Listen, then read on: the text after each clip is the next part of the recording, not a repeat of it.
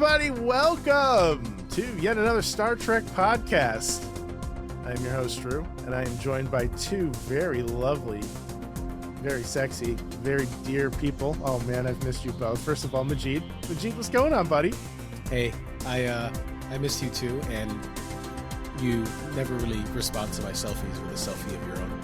I don't like selfies. Men don't take selfies. Men takes... Oh, well, gym selfies are like... Men take gym selfies. Well, my house is my gym. I don't go to the gym. I work out in my garage, my living room, my backyard. I wish I could see it.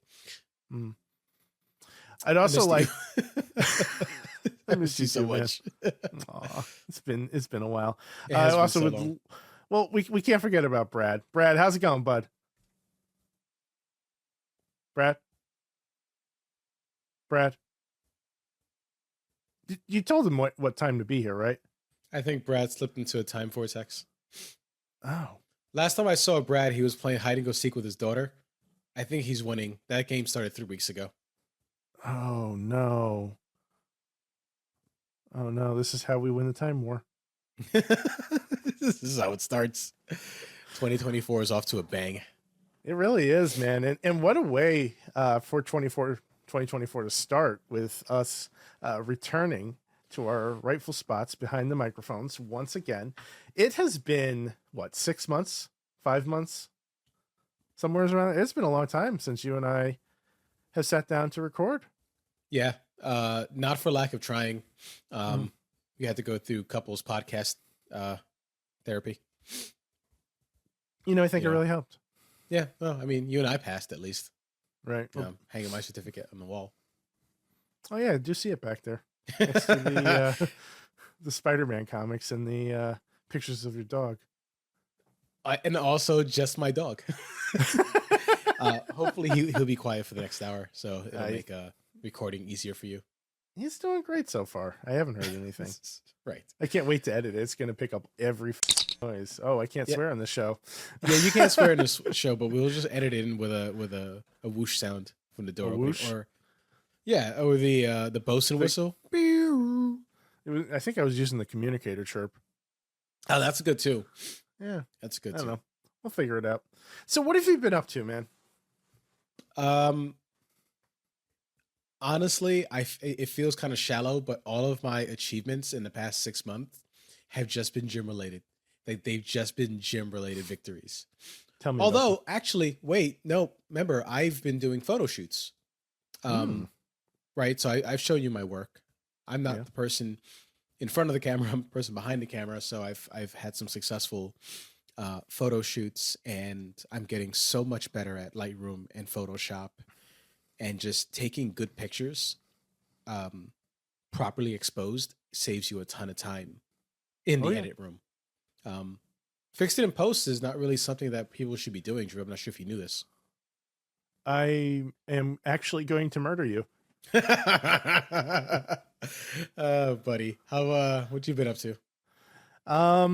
Well, since our last conversation on the air, I've done some traveling. Went to the Grand Canyon. Went to Las Vegas, did some hiking in the Grand Canyon, did some kayaking. I flipped a kayak over. On purpose? No, people don't do that. It's not true. It's like flipping a table. Yeah, no. It was absolutely terrifying. But no, I'm here to tell a tale. Fun story. Maybe I'll save it for another time. What else did we do? I feel like that's it. I feel like I'm in my own time loop, quite frankly, because I get up and I go to work, and then I come home, and then I get up and I go to work and I come home. And it's just been one of those kinds of situations where even on my days off, I have very little motivation. So here we are. Well, we're in our mid-30s. So sure. Yes, we are. We're in our mid to late 30s. Okay. Oh, buddy. We're in our late 30s to early 40s. Yeah. All right. Okay. And we still watch Star Trek. But no, I mean, what else is for us to do? We've picked a path in life, and we've just aggressively stuck to that path. I'm really aggressive at sticking to paths. Yes. I don't even know what to say about that. Yeah. For those who can't tell, Brad isn't here at the moment. But it's still early. He should be able to join us before we're done recording. Hopefully. I mean, we right. did tell him 7:00, so maybe he just mistook, for a different time zone. Right. Yeah. Time zones are different than a TVA.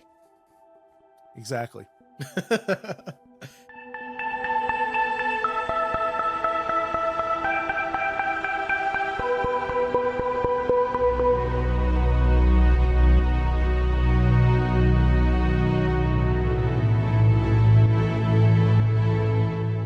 What do we got this week, buddy?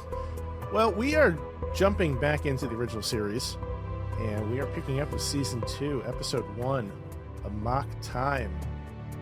Dr. McCoy tells Captain Kirk that Spock is acting erratically, and after throwing Nurse Chapel's soup out of his quarter, Spock yells and requests that they head to Vulcan immediately. Our favorite Vulcan science officer seems to be more emotionally compromised than usual. The Enterprise crew is left raising their eyebrows. But before reaching Vulcan, Spock's secret is out. He's in the throes of Pon Farr, a Vulcan mating drive that makes puberty look like a tea party. T'Pring, Spock's betrothed, decides it's the perfect time to shake things up and throws a curveball. She doesn't want to be married to Spock after all. She invokes a special ceremony called the Caliph and makes Spock fight for her, and chooses Kirk as his opponent. So, what do you think of the episode so far, man? First of all, T'Pring in the original series looks so much like the Strange New Worlds counterpart. Like side by side, they look like relatives. They look like the same actress. And it's just it was so mind-boggling to me. It caught me off guard. I really wasn't expecting the similarities, and not just in how she looked, but the performance. Oh yeah. Very very Vulcan-like. Very Vulcan-like. Very just stoic. Mm-hmm. Did you chuckle when Kirk was talking to Spock in Spock's quarters, and Spock is asking for the time off for the detour to Vulcan? Spock grabs a knife, he hides it behind his back. He's like, "Hey, if you don't prove this, I'm gonna stab you." That's gonna go over well. Well, he got his chance to stab him anyway, so it all worked out, right? He did. He definitely unlocked his inner Futurama. Want to practice his stabbing. Oh my goodness. So T'Pring sets up this whole mating ritual, and she makes Spock fight for her, and she chooses Kirk as her champion, as her opponent, as Spock's opponent. Now Kirk thinks he's just down there on some kind of diplomatic mission, trying to help his buddy out and take care of him, send him off to get some. And unfortunately, he ends up getting dragged into the Vulcan equivalent of a love triangle. Now he must fight for his life in a surprise duel. It's like Fight Club, but with pointy ears. They handed giant can openers and instructed to open up cans of tuna left and right. I mean, they're instructed to fight to the death. Meanwhile, McCoy says some nonsense about how he signed up for space medicine, not space soap operas. You can always count on McCoy to just be snippy. Just to be so catty. He's the grumpiest doctor ever. But he majored in medicine and minored in cattiness. I love it. The duel between Kirk and Spock is a roller coaster of emotions, but Kirk is struggling with the heat and atmosphere of Vulcan. So McCoy asks T'Pau, who is overseeing the fight, if she can give Kirk an injection to help him breathe a little bit. T'Pau agrees. This battle then spirals out of control. It makes you wonder if they're fighting over T'Pring or the last slice of pizza in the mess hall. But Spock gets the better of Kirk, and Kirk dies. Or so we think. What a way to start season 2 with killing off your main lead. Right? I mean, just pull the Band-Aid off, get it over with. Right? Yeah, right? Yeah, just no more show. That's it. Show's over, guys. So magically, once he kills his captain, Spock just magically snaps out of it. And he realizes that T'Pring is actually using Spock in this entire situation because she's more interested in another Vulcan by the name of Stan, and she's not interested in being married to him anymore. Well, Spock ain't got time for that, and he's more than happy to give her up, let her down, run around, and desert her. He beams back. Thank you. He beams back to the Enterprise, fully expecting to stand for a court-martial for killing his commanding officer. Imagine your defense at trial. I'm sorry I killed him. I did it all for the booty. The booty. The what? The what? The booty. I was throwing it to you, man. Oh, I know. I was trying to do Limp Bizkit. Yeah, I know. I know. Was I. And I don't know the lyrics. That song came out in like come on. the 90s. Right. You can take this booty and you can shove it up your... Yeah. Shove it up your... Yeah. All right. Virtual high five. But yeah, no, it's just a really bad court martial. Who would defend him? I don't know, but I'm sure we can find somebody. A simple country lawyer, perhaps, or possibly Troy McClure. No, hello, I'm Troy McClure. No, Lionel Hutz. Lionel Hutz would defend him. Your Honor.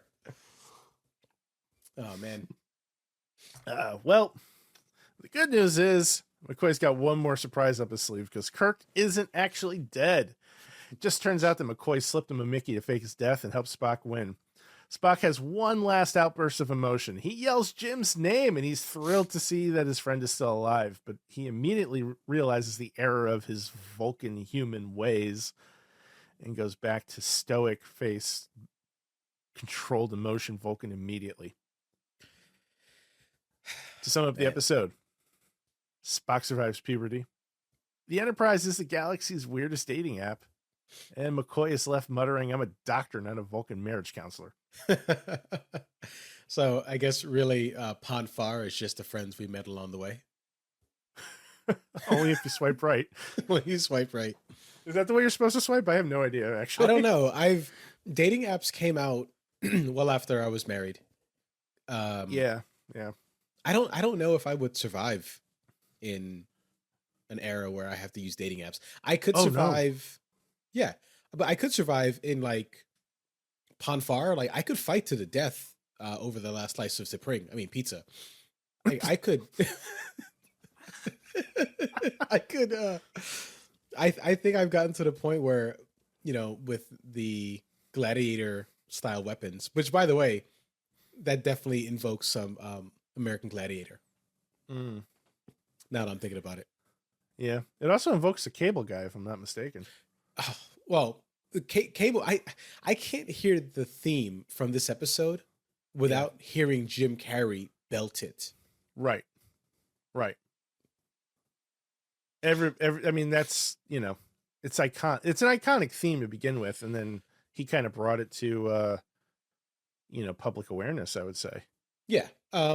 That scene, the battle scene, it's been parodied so many times. Well, I can think of two off the top of my head. One is The Simpsons, the episode where Barney and Homer are training for NASA, and they, for some reason, part of the NASA training is having them fight to the death. And then obviously the cable guy with Jim Carrey and Ferris Bueller. Nice. So those are the two that immediately spring to mind. I don't know. Maybe our listeners have other examples they can share with us.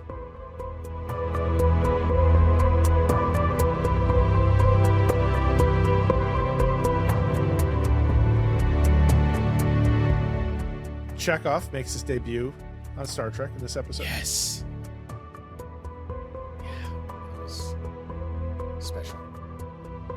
Yeah, not really. He's just, I don't know. I mean, look, I think it was special for us, but as far as a character goes, it's a very unceremonious entry to the show, and you know, I'm sure as a viewer, it's kind of unclear whether or not he was going to be a regular member of the cast going forward. You know, back then, I personally loved it. It felt like he was a member of the crew this whole time, like right away. And him and Sulu had some wonderful chemistry together. which we will get to see continue, well into the movies. I always thought those two were a fun combination. Drinking buddies. I don't know. I imagine. I mean, sure. Are they better friends than you and I? The remains to be answer should seen. have immediately been no. Well, I have to think. You shouldn't have had to think about it. It should be automatic. Like, no, our friendship stands the test of time. We haven't been in 6 movies together. We've been to 6 movies together. Have we? That was 4, 5, 6. maybe 6. Was it 6? There you go. Yeah. Okay. You're right. Yeah. We've done various voiceover work together. Yes, that's true. Yeah. And we're also drinking buddies. Yeah. Well, you don't drink, so I just drink for you. You drink for me. All right. Well, right now I'm drinking tea. Mm-hmm. I think our friendship is better. And I'll fight them for it. Will you fight them in Caliphie? I would fight them in Caliphie only at their ages now and not from when they're in their prime. I think I have an advantage now. I don't know. George Takei looks like he probably still whoops some ass. Is Chekhov still alive? He is. Okay, it's Scotty that passed away. Well, quite a few of them have passed away. Right. But Scotty was the one replaced with Welshie. Yes. What did you think of the episode, bud? I enjoyed it. I was kind of a little skeptical going into this. I thought it might be a little bit of a cheesy one. But I think they did a really good job of showing Vulcan culture for the first time in earnest, in Star Trek, right? Mm-hmm. Establishing some odd but believable rituals. And any opportunity that we have to see actual Vulcans outside of Spock, who, is only half Vulcan, and see their behavior and stoicism and control over their emotions. I think it's a good opportunity to kind of contrast what Spock brings to the table, which is that human element. He tries to hide it, but it slips through. Yeah, but it does, and seeing him react to Kirk being alive, I thought was an interesting touch. A little over exaggerated on the acting side of things, but I think it served its purpose. Is that like the first time that we've seen Spock and Kirk show true friendship on the show? I feel like that was something that hadn't really been fully developed in season 1. I mean, we've seen him play 3D chess, but you can do that with an enemy. Do you think Kirk and Spock are better friends than us? Yeah. Wow. Spock died for Kirk. Well, technically, Kirk died for Spock here. That's fair. Spock went back in time for Kirk. Kind of like how Brad's doing.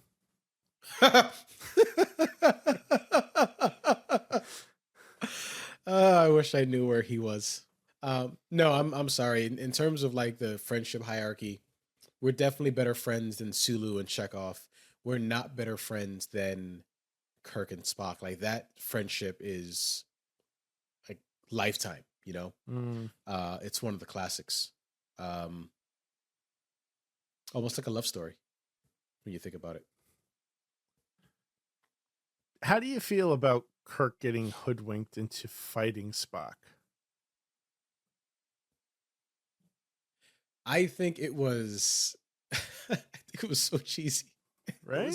It's so telegraphed. But I guess I'm saying it's telegraphed because I know how the episode goes, right? Right. I think seeing it back then when there was no TV previews or clips or anything like that, I think it's a shocker, because no one knows what you're going into. Right. So if you had to consider all that, I think, oh, okay, yeah, no, that's pretty shocking. Mm-hmm. It's a pretty good way to put this this animalistic side, would you call it, of Spock? Yeah, I think that's a good way to put it. Yeah, I mean, it was a good way to kind of show it. And also his eyes rolling in the back of his head, I thought was a nice touch. Spock's. Yeah, he got like psycho eyes. Yeah, he definitely has steroid eyes. Steroid eyes. Yeah, it's a real thing. Don't ask me how I know. I'm not on trend. I'm not on steroids. No, noted. I guess. What you think of that twist, bud? Well, I mean, I thought it was unfortunate that T'Pring felt it was necessary to, play Kirk against Spock. Like that was kind of crappy of her. She's not a very nice woman. I mean, when you consider what she's been through, and I guess in canon, right? Yeah. Or I guess how you guys would say in kayfabe, right? Can I say kayfabe? Yeah. We know what that is? Well, for those that don't, it's a wrestling term. Yes. And it means in the storyline.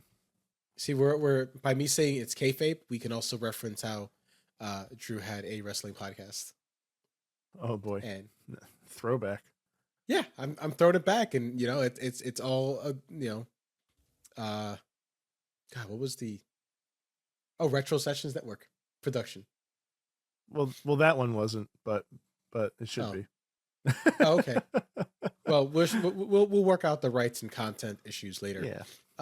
But no, I think if we're talking about in canon, T'Pring had been through a lot. Like, she knew that Spock was cheating on her with Chapel. That's true. Now, we didn't realize that at the time, of this episode. We didn't know it as of this episode. Yeah. They've obviously written that back in, with Strange New Worlds. But she makes a comment about not wanting to. Let's see here. Let me see if I can find her exact words.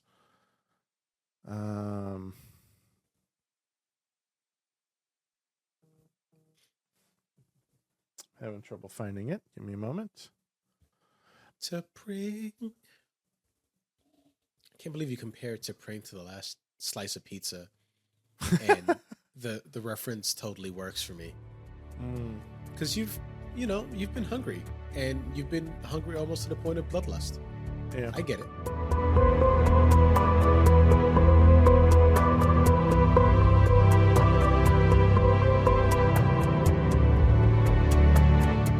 T'Pring says she doesn't want to be the consort of a legend. Spock has become this legend to his people. And she's fallen in love with this other Vulcan named Stan. So, she doesn't want to sit idly by while Spock is traversing the galaxy doing all these amazing things. She doesn't want to wait for him. She doesn't want to put up his nonsense. And we've later come to find out that, at one point or another, his heart belonged to somebody else on the ship. Right. Mm-hmm. Which they've kind of even touched base on in this episode, right? Like, I didn't realize, I guess, that, that was a thing, that Chapel had a thing for Spock. I mean, we even back in season 1 with The Naked Time, we knew we had an idea, but I didn't know it was like ongoing. I thought it was like one and done, like flash in the pan kind of situation. I'm going to try my best not to make that sentence dirty. So we'll just keep it going. Fair enough. So the way that Chapel just kind of cared for him, you have that, you have that idea. She made him the special Vulcan soup. And when I say made, I guess she didn't go to the replicator. She just, did they have those back then? Yeah, they had replicators. Okay, yeah. So, she quote unquote made it. Well, maybe she just, plugged in the recipe, right? Right. Because that's the thing. That's the thing. Replicate the ingredients for me. Well, no, you'd be like, okay, I want you to have this. I want you to make this dish. It's called Majid's special stew.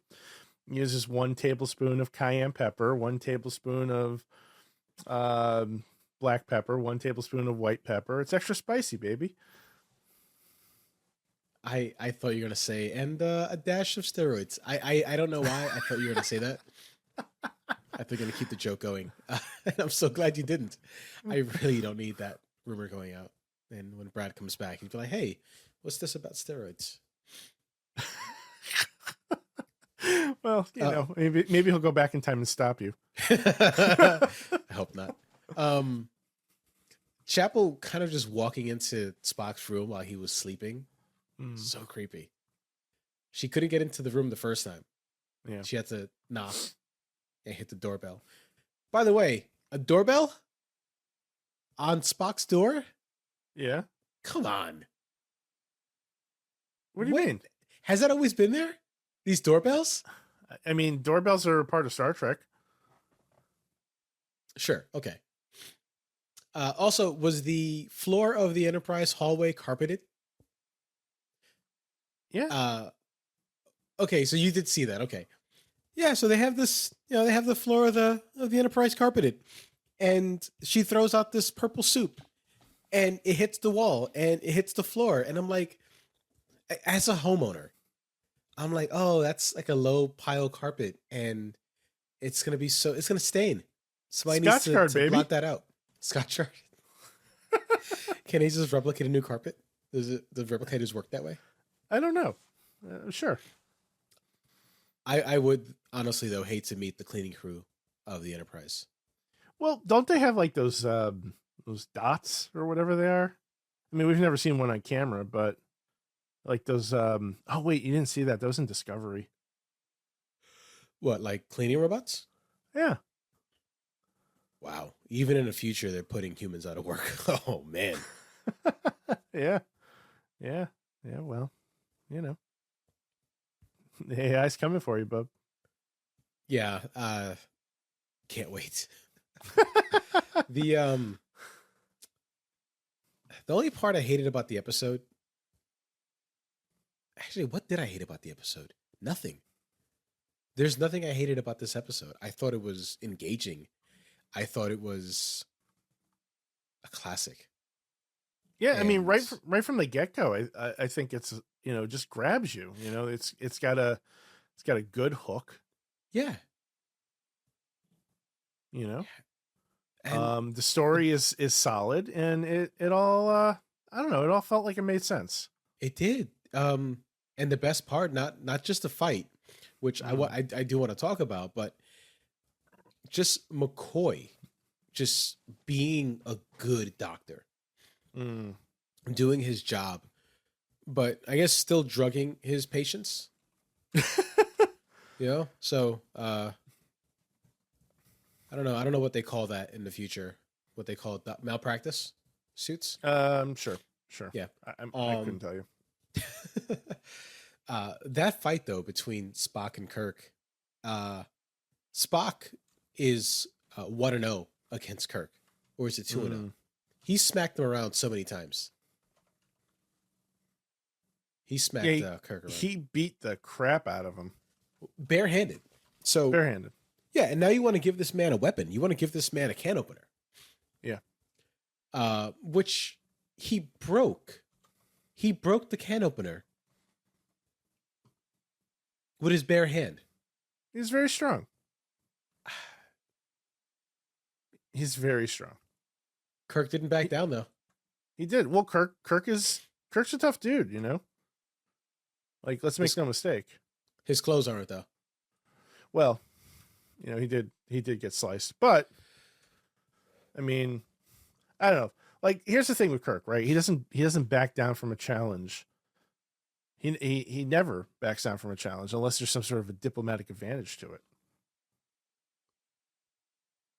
Speaking of diplomatic advantages, we almost completely forgot about the part of the story where the Enterprise kept getting called away to go to some like inauguration ceremony. Yeah.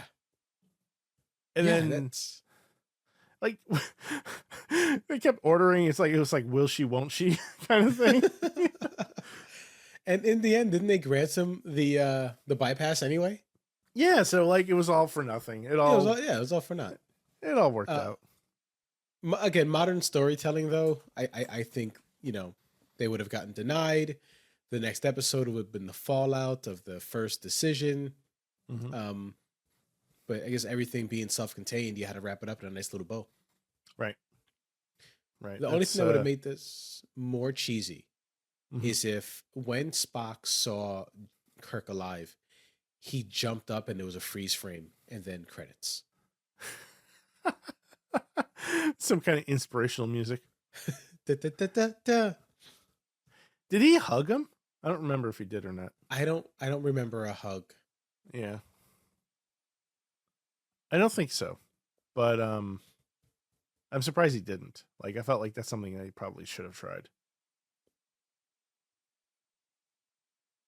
Maybe it'd be too much. I don't know. I think too much would be, seeing the rest of Planet Vulcan during Ponfar season. Well, you've seen Zoidberg during his podcast season. It's kind of like that. So, that conversation though between Spock and Kirk when he's like, "I have needs, Jim." Yeah, it's biology. he's like, yeah, we know. Yeah. Kirk is like, "Oh, buddy, I know all about that. Just come with me. I got you. I'll be your wingman." They say about this Orion planets. I know. Man, do you want to give this thing a score? What do you say? I do. I was kind of hoping that we could wait for Brad, but he just hasn't shown his beautiful face. Wait, I think I hear something. Where in the world is Brad? Do you hear that? Here's something. It's not Kylo. Welcome to yet another Star Trek podcast. I'm Brad, your host for the evening, and as usual, followed by my two absolutely sexy cohorts, Majid and Drew. Gentlemen, how's it going? Oh. Guys? Hey, buddy. I think you may be frozen there. Guys, can you hear me? I don't No. think he hears us. He doesn't hear us. Hello? Hello? Hello? Hello? Anybody there? Hey, I'm trying to record a podcast.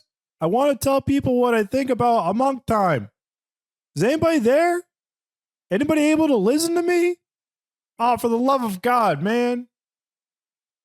Oh, hello, kitty. You want some scratches? Oh, yeah, you do. You want some scratches. Of course I you think do. he's talking to his cat. Well, I mean, I guess I could talk to you, it's kind of a lonely type thing, but I got to talk to somebody about this, man. Like Spock just got way too freaking nuts there. And I don't know, man, you got to just sometimes just let it go. But apparently he just really couldn't let it go, or he really wanted to get some with his girl. And he went a little off the walls there, man. It was kind of weird to a point where I don't know. He was disobeying direct orders, not thinking logically. And, the craziest thing to me was he killed Kirk. I mean, you think of all the crazy crap that's been happening, Spock was the one who killed Kirk finally. I mean, technically, it was a shot of some sort of thing that McCoy did. I don't remember what the heck that thing was called, but man, he kills him. He kills him in front of everybody. And I mean, he did rip the shirt because I guess we do have a ripped shirt thing going for us. That was kind of cool, but but he kills Kirk. And then of course, when he goes back to the ship, he's like, oh my God, I'm going to go discipline myself and all the other stuff. And then Kirk kind of shows up and he's alive. And Spock's like, yeah, Jim, you're alive, all emotional. And then they just kind of end the thing like that. And McCoy's like, yep, totally knew he was going to get emotional. It was such a wild ride. I really couldn't get over it, kitty. It was a very, very fun episode to me. And I think a little bit of me is crazy, just like Spock. And, probably showing because I'm talking to a cat right now, but it happens. You got to talk to somebody sometimes when you're alone in your house and nobody comes to see you and nobody comes to visit. I know. But you know what, Kitty, thinking about the episode, I think I'm going to give this episode a solid 7. Yeah, definitely a solid 7. I wish I could tell Majid and Drew. I miss those guys. But you know what, Kitty? You're a good kitty. Yes, you are. You're such a good kitty. Okay. I think I've gone crazy enough for the day. You have a good night, kitty. All right. This is awkward. This is awkward. Let's All right, just we'll give it a score. In the meantime, we'll just let him go.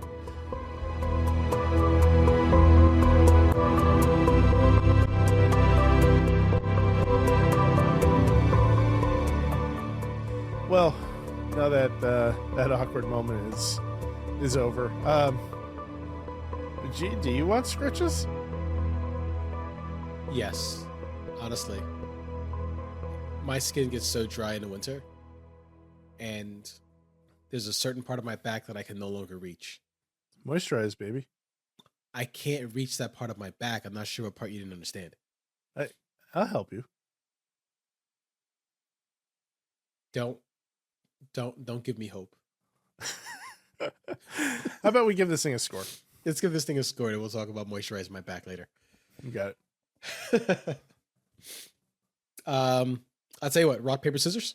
Who goes first? No, you go first. All right. I guess Rock always wins. Ooh. So, this episode being season 2, and the writing staff, the actors, they know the characters that are being developed on screen. They know who they're playing, who they're writing for. They know their strengths, they know their weaknesses, and they know the audience, right? They know what the audience wants. So coming into this, they brought us right out the gate for season 2 a banger. There was no dull moment of the episode. Everything was tense. Everything was built up, to be just edge of your seat and wanting to know what happens next. That being said, I don't think it was a perfect episode. So I can't justify myself giving it a 10. It wasn't terrible. So I honestly go with a 9 for this episode. And I would give it a 10, but I just don't think that it earned a 10. I mean, I think it took them a little long to get to the planet. Felt like they were kind of stretching a taffy a little bit. But that said, everything that was happening was compelling. It was a very interesting premise. I liked what they did with the Vulcan culture, kind of giving us that insight into their world for the first time. And it felt foreign, but not too foreign. Kind of reminded me of like old Roman kind of centurions and, that sort of thing. Which is interesting because, you have this culture that prides itself on logic and being able to suppress emotions, and fights to the death are a very illogical emotional thing. So I found that kind of interesting, but I like the chemistry between Kirk and Spock and McCoy. They're starting, I think, to really become the trio that we've grown to love over the years of Star Trek. So that was a lot of fun to see. T'Pring, I thought, was well done. It was interesting encountering her. Finally, unfortunately, I saw her in Strange New Worlds long before I saw this episode. So I've kind of come to appreciate the character in Strange New Worlds, and now having seen this performance, I'm even more impressed. Yeah. And that's not to discredit the actor for Amok Time, by any stretch of the means. It's to really just kind of reinforce that the actor in Strange New Worlds is doing a great job. So, kudos to Arlene Martell in this episode. And I'm going to butcher this name. Gia Santu, I believe, is the correct pronunciation, from Strange New Worlds. Yeah, they're both fantastic. Yeah, absolutely. I really enjoyed T'Pau as well too. You know, we only kind of glossed over her as a character, but you know, she Yeah. did an amazing job of being somebody that just radiated power and control. Yeah. So It's also fun to say. Pow. T'Pau, yeah, it really is. Pow. So, you know, I think we go with an 8. All right. I feel comfortable with an 8 on this one. That's I think that's a really good score for the episode. A 9 and 8. It's very well deserved. By the way, 2 more things because I just think that they're fantastic. Well, not fantastic one, but Spock coming out and smashing his computer. Oh yeah, I wanted to talk about that. It's my new favorite GIF. It's like when you get an email at 5 o'clock on a Friday night. I just want to go home. Oh man, Like that's the feeling I got. And the other thing is Spock looking at his computer at a picture of T'Pring. Did you notice that? oh no, I missed that. Yeah, it was a picture of T'Pring, but it looked like T'Pring as a child. Let's see here. That part bugged me. Well, because Memory Alpha touched on that. Let me see if I can find that photo. Yeah, I mean she does look kind of childlike, but I mean it makes sense if you know, arranged marriages and all, right? Like that's how they came to be. Like they didn't fall in love with each other. Their destiny had been sealed by their parents. So it's not, you know, out of the realm of possibility that Spock would have a picture of her from childhood. Mm-hmm. You know, Well, the and reason we why I'm just thinking don't know how old she is in that. Right. I'm also thinking about it in canon. Now that I'm, you know, we're also looking at Strange New Worlds. Mhm. So in my mind, potentially a plot hole. Also, didn't Uhura meet T'Pring back in Strange New Worlds? Or have they been avoided contact? I don't recall. I don't think there was any reason for her not to have contact, though. Yeah, I think it was, if I recall correctly, it was season 1 where Spock had to make out with Chapel. Right. And T'Pring was on the other line. I recall Uhura being in the on the deck. Mm. But I guess it's something that we can check on before we we post online. Yeah, no, I'm not going to do that. But go ahead. You no, know, I mean Twitter. I know. I mean, Yeah. you know, Oh, yeah, before we yeah. go on Twitter, we're like, hey, yeah, no, totally. yeah, we'll forget. We'll forget. I probably already forgotten. I know. Look, I appreciate you. I appreciate your effort. But let's be real here. Neither one Yeah. of us is going to remember to do that. My memory, Drew, has gotten so bad.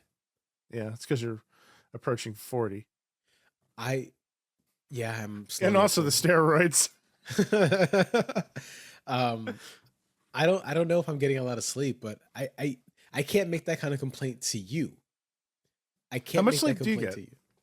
How much sleep do you get? I'm up at 6, and sometimes I'm not going to sleep until 12:30, 1 o'clock. And the only reason why is because my wife is a bit of a night owl. So I'm up kind of waiting for her because I want to spend that time. But I'm up at 6 in the morning and she's still knocked out. I can't wake her up. Right. You know? So I mean, basically, what's happening is you're sacrificing sleep so she could sleep the hours she wants to, and I think that's noble. But you're not going to get the gains you want in the gym if you're not getting enough rest. Yeah. And I'm not took me so far. They can only take you so far, you know. And Ponfar can take you part of that way too, but it's not enough. Ponfar will definitely give you the horny jail. Bonk. It's a good meme. It's a meme I can see in my head. Yes, indeed. Well, I think that just about wraps it up. What do we got next week?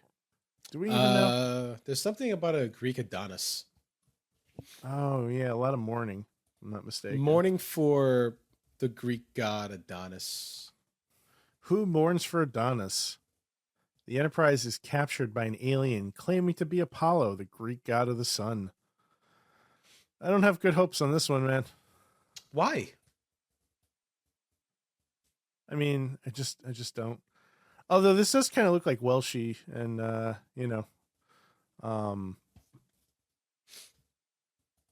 the hell's his name? The Cloud from Futurama. Melvar. Melvar. He had like 3 L's. Melvar. Melvar. Yeah. Your microphone broke up. I don't know if you were like yelling it at me or something. I was yelling it at you. Melvar. Yeah. Sorry. I got excited. This does look like Melvar. Or at least some of it does. Anyway, we'll find out. And we'll find out together. So, And maybe with Brett? I mean, if we find him. Have you ever... I'm sure you've probably seen Sliders, right? If I say no, Franks is going to riot. Oh my God, Franks will murder you. Yeah, Franks would murder me. But, I mean, I can also just claim ignorance like I do with The Expanse. The Expanse. The famous book series and TV show by Netflix. I'm going to hang up on you now. You want to know what happened to Brad? He got the name of the show wrong. All right. Well, that'll do it for this week, folks. Thanks for tuning in. We'll see you next week with another episode of yet another Star Trek podcast. All right. Good night. Love you. Bye. Bye, Brad.